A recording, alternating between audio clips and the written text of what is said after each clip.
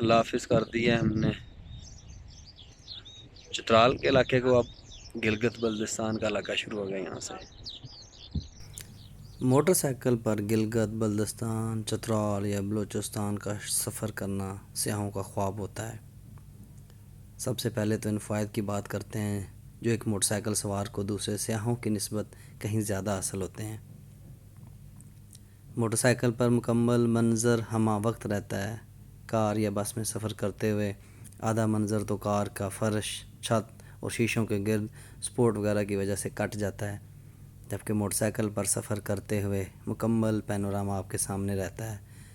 جب آپ motor cycle پہ سفر کر رہے ہوتے ہیں تو بدلتا درجہ حرارت آپ پر اثر انداز ہوتا ہے، آپ مکمل طور پر ماحول کے اندر ہوتے ہیں۔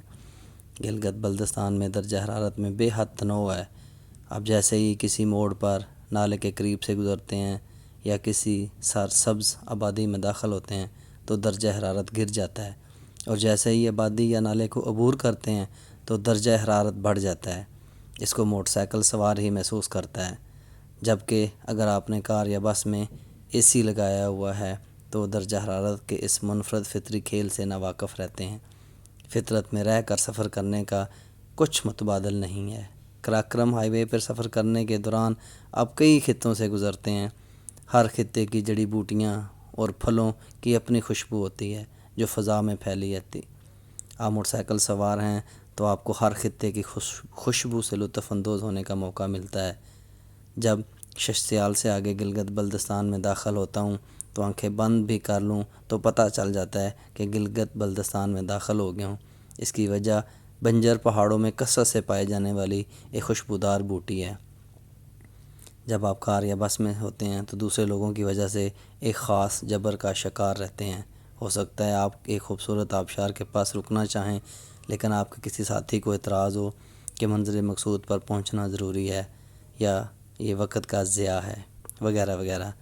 جب آپ موٹر سائیکل پر ہوتے ہیں تو آپ دو پہیوں پہ سوار ایک آزاد روح ہوتے ہیں۔ جہاں دل کیا اترے، موٹر سائیکل کو سٹینڈ پہ ترچھا کھڑا کیا اور آبشار کی ٹھنڈی پھوار کی چھاؤں میں بیٹھ گئے۔ بھی چلے تو موٹر سائیکل پہ سوار ہوئے اور سامنے آنے والی ہوا کی گنگناہٹ میں اپنا گنگنانا شامل کر لیا۔